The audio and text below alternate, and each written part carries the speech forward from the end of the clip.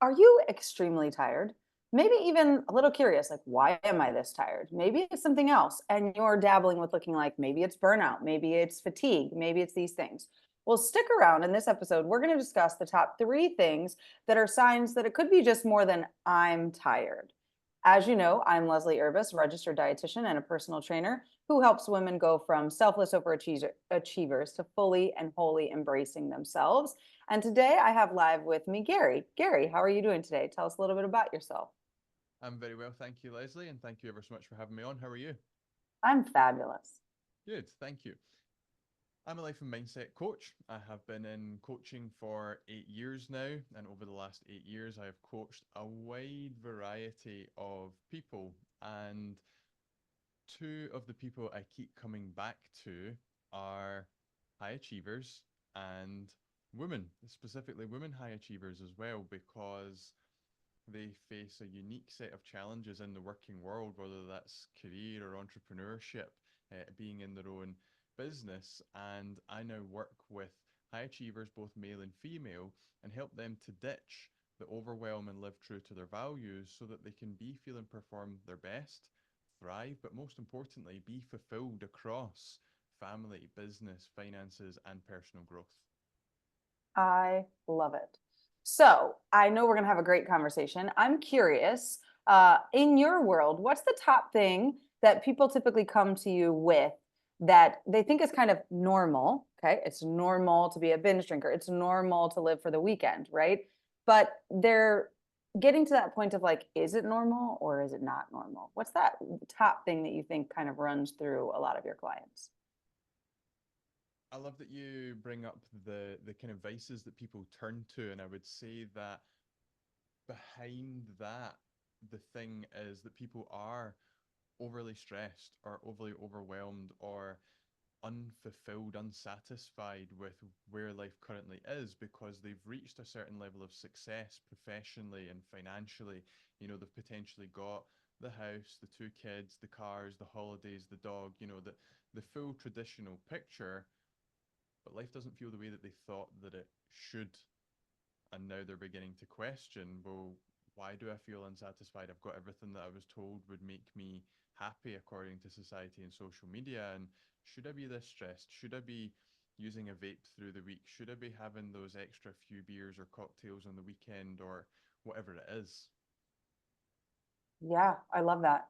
I really feel like that's very similar to the client that I work with.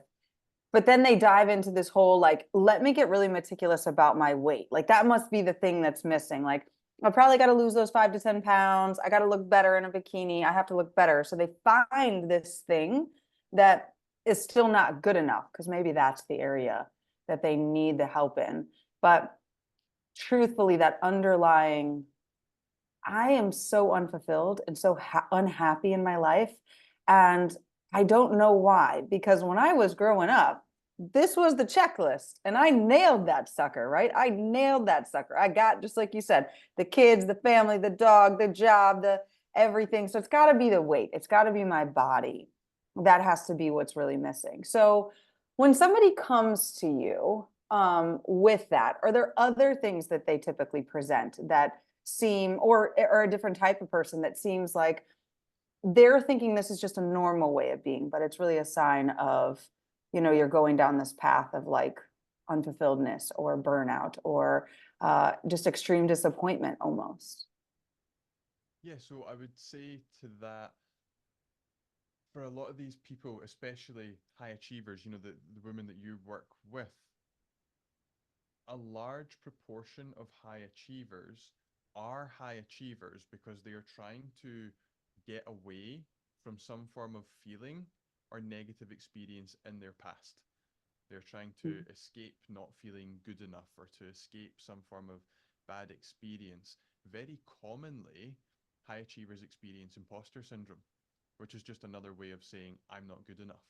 And of course, imposter syndrome is something that is on a spectrum. And so for a lot of high achievers, they're trying to prove their self-worth, trying to prove that they're good enough, or trying to avoid bad feelings about themselves or to be found out for being not good enough or for being something quote unquote negative, and so they go on the path of high achievement.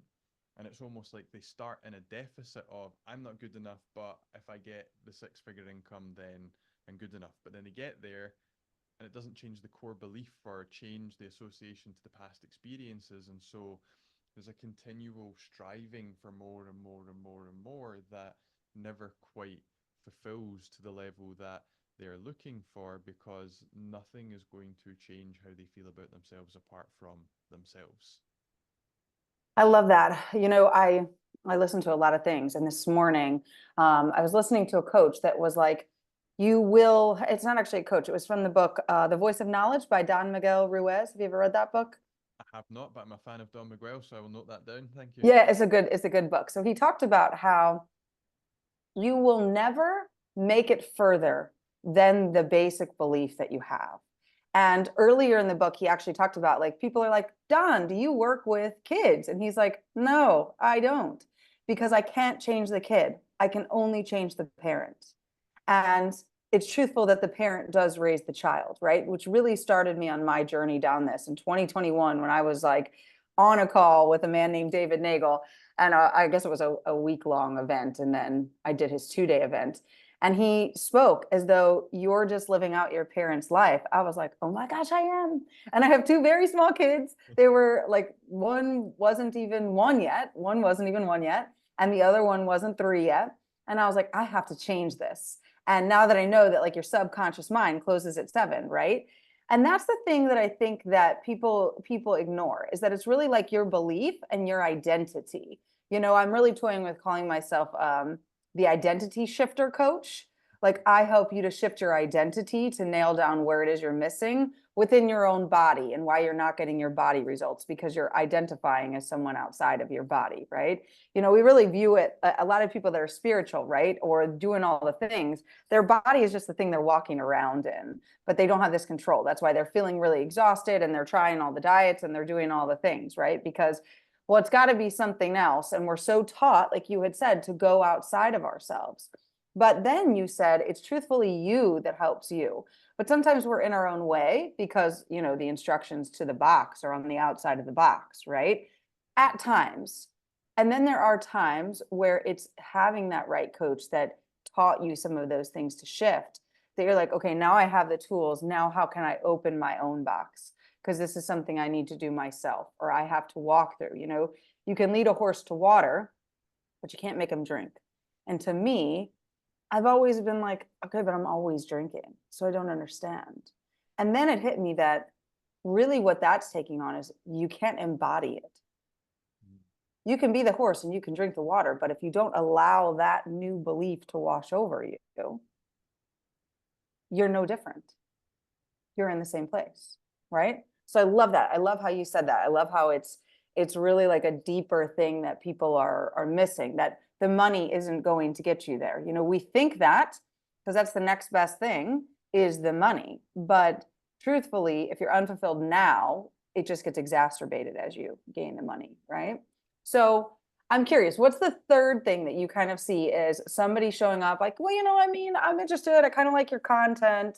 I like what you do, but I don't know that I have this thing that you have, that you're talking about. I don't know that that's me. What's something else that people are really missing in their picture of something that would show them that they are experiencing unfulfillment, or they're really just achieving for something outside of themselves? Great question. And if I may address that in just a moment, because there was so much gold in what you've just said, and 3 things I want to touch on, if I can keep them all in my mind. Number 1 Yeah. is the point of identity. Number 2 is the point of spiritual bypassing. And number 3 is the point of a good coach. So you can keep me on track if I lose one of them. Okay. The identity piece is so powerful, because our beliefs about ourself, the world, others, and how we fit in and relate to the world and others determine our reality. If you think Mm-hmm. about people of different faiths, they all believe their God is the best one and potentially the only one. And there's a very big difference between what's true and what's the truth. And our beliefs are true for us, but they're not necessarily the truth. Mm-hmm. And so our beliefs about ourselves form our identity. Therefore, our identity is our capacity for success, money, love, fulfillment, quality relationships, anything and everything. And I think that's so powerful, the line that you are going down of shifting identities, because someone who doesn't believe they are a healthy person who goes on a journey of health and fitness will potentially find it very difficult. And it's when that they shift that identity and start identifying as someone who, I value health and fitness, I value nutrition, then they will start doing the things that the person who values those things does, and that then acts as even more evidence for being that person. And the identity shift then makes it easier to do those things. Not necessarily easy, you'll still need to be disciplined, you'll still face challenges, but it becomes easier when you identify as the person who does those things. So, love that. The spiritual bypassing point of, people who are spiritual just think that the body is just a vessel they are in, and they can bypass some of this work or think it's unnecessary. Again, I think that's just an example of spirituality maybe going a wee bit too far, because even though we are all spiritual beings, you're still having a human experience. And if you're spiritual, you may believe that your soul, your spirit, your energy, whatever, is here for a purpose. Whether it's to gain more karma, whether it's to gain certain lessons, whatever that is. And if you think you are above the human experience, you're missing the point of the fact that your spirit and soul is having a human experience, and there are things here for you to learn and do. And in order for your spirit to be able to resonate and vibrate at its highest possible energy, well, it needs to be in a vessel that is free from dis-ease, because dis-ease in the mind creates disease in the body, and disease in the body creates dis-ease in the mind. And so I think it speaks to something I always say is, all self-care in its most basic form is self-respect. Whether you're going for a manicure, a workout, a facial, a haircut, whatever it is all in its most basic form self-respect. And so if you respect the mind and body you've been manifested or born into, then you're going to be able to experience life more fully. And then last but by no means least, as you say, with the coach, yes, absolutely, a coach can help people to accelerate this journey, miss some of the pitfalls that maybe that coach or other people take in the area that they specialize in. The important thing for people to remember is that they're 100% capable of achieving it all without a coach. So you do not need a coach, but if you want to work with a coach, it can help accelerate the results. Because even if I'm using hypnotherapy or neurolinguistic programming and I'm talking someone through some deep and powerful, rapidly transformational therapy work, my words don't make the change. Nope. It's what they do inside their mind based upon my words that creates the change, and the power is all with the client. And that again is something important for people to remember, is that life is cause and effect. And if you live at effect of, the world has to change for me to feel good about me, or my boss has to leave in order for me to enjoy my job, or whatever it is, you're always going to be powerless to outside forces. But if you live at cause and realize that you're responsible for every result in your life, positive and negative, then by taking the responsibility for everything you've created that you both want and don't want, you also accept the power to change that in the same hand. Agreed. So now to your Yeah. question. Yeah, go for it. So I wanted to touch on that because I there love was it. so much in what you said. Very powerful stuff, and it was worth giving the time to. The question being, what is something else that comes up for people that they maybe don't notice? For a lot of these high achieving people, it is, in my experience, the inner work. Like, Mhm. for example, we were talking about just before we began, the overachieving woman who has it all. She's a great mother, she's got the financial success, the professional success, the house, everything, but she's really not enjoying things. I was literally just talking to a client yesterday in this position, multiple successful businesses, dream home, just back from a 3-week holiday in Canada, the 2 kids, husband, and a dream job as well. The reason she came to me is that she's so overwhelmed because she's constantly busy and constantly busy with things that she is always at the bottom of the list for, and she never makes it onto that list.